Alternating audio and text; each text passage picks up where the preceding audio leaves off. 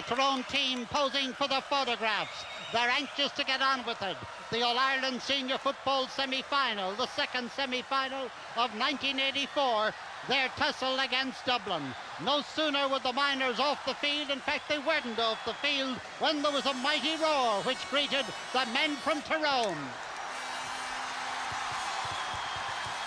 And the roar continues.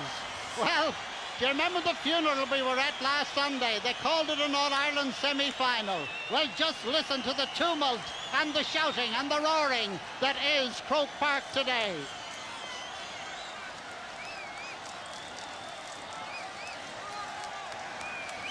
A crowd of, I would say, approximately 45 to 50,000 people gathered here for what promises to be an exciting All-Ireland semi-final. The day, a glorious day. As referee P.J. McGrath said as he looked up at the sun, it'll be a real Canby day. Being a Mayo man, that meant that it was a day of glorious sunshine. And there is the full-back. This is Kieran McGarvey. Kieran, a powerfully built man and the tallest man on the Tyrone team. He stands 6'2.5" And there is the man that's going to cause me, and I'm sure you, a little bit of problem today. That's John Lynch, who plays at left half back. Now there's another fair-haired man on the field called Plunkett Donaghy, and they look very much alike. There's the other, and here come the Dubs.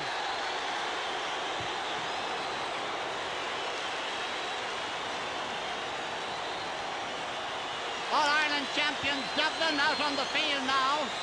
And the cheer acclaiming them as they come on. And there's one rather distasteful aspect of Croke Park here today, and that is the booing that's going on from both sides.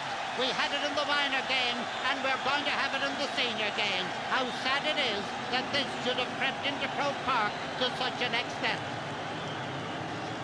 Well, Dublin seemed to be trying to evict the Tyrone men from the goal down on the left. Tyrone went into the goal on the left when they came out on the field. Tyrone power is dead. That is a rather gruesome but topical new banner. Dublin's Barmy Army Hill. And at the moment, both teams are playing into the goal down on our left, the railway goal, which in recent tradition has been the Dublin goal, but that doesn't give them squatters' rights. They are trying to play around down there. Tyrone have been in there already, and already there's a battle on between Dublin and Tyrone. Well, I don't know whether Tyrone went in there deliberately or not with eviction on their minds, but they're in there, and so are Dublin. And that is the most congested area inside the 50 yards of the railway goal that we're going to see for the rest of the game. And there is a vantage point, and they're very welcome to it. And you wouldn't believe this, but the booing that you're now hearing in the background is the booing of the Dublin team by Tyrone supporters. We've had the same thing the other way around, and as I say, the only word that can describe the booing by both sets of followers is disgusting. And there, sitting down, is Joe McNally with his right thigh heavily bandaged there. Tommy Drum alongside him, the captain of the team, rubbing his hands in anticipation. And the team, they're not all in there yet, I think. I think there's still a few gaps. There don't look to be 15 in there. The man on the extreme left there, that's Mick Kennedy. He's the only man on the Dublin team who hasn't won an All-Ireland medal on the field. And the hill has erupted, and there is trouble in there on the hill. And let us very quickly point out that that is trouble between two sections of the Dublin supporters. Now, Big Daddy has come in, as some of the players refer to him. Brian Mullins, three from the left there. Tommy Conroy on the left.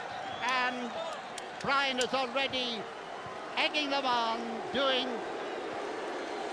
the thing that an experienced player should do.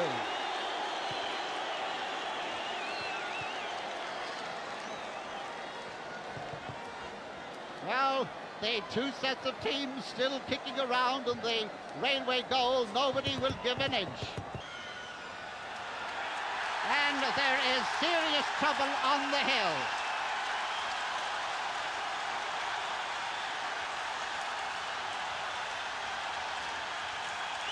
Well, I think there'd be no harm if both sets of players, anxious as they are to play their football down in front of the goal at the hill, would get the heck out of that and play their football down at the other end. And the Gardaí are in action over there, and indeed are being chased out of the hill by individuals. I don't have to tell you, you can see it yourself.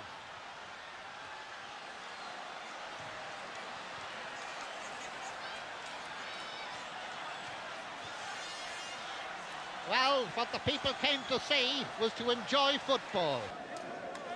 Well, that's the scene on the left. The scene on the right, well, there are two umpires down in the goal and nobody else.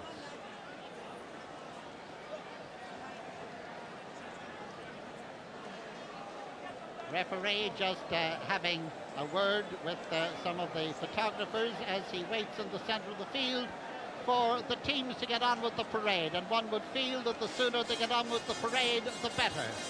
The Battle of the Hill seems thankfully to have ceased at the moment. There are the two umpires in the canal area goal, and you can see not a player in sight.